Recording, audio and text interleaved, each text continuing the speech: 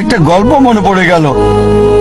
একসময় একজন ফেরেশতা এসে এক লোককে বলল, আমি তোমার উপর খুশি, তুমি যা চাইবে আমি তোমাকে তাই দেব, তবে একটা শর্ত, যা তুমি চাইবে আমি তোমাকে সব দেব, তবে তোমার প্রতিবেশীকে দেব তার দ্বিগুণ।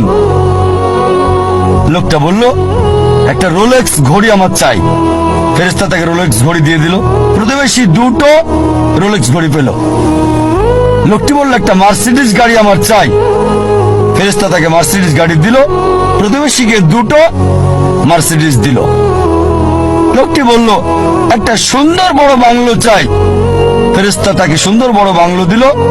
তার প্রতিবেশীকে দেওয়া হলো দুটো সুন্দর বড় বাংলো।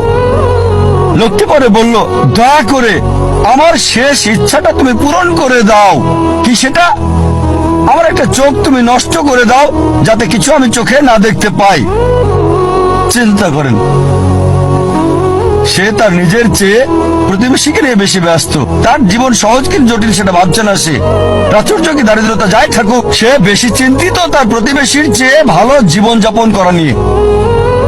এ কারণেই সে ফেরেশতাকে বলল, আমার একটা চোখ নষ্ট করে দাও, যাতে প্রতিবেশীর দুটো চোখই নষ্ট হয়ে যায়।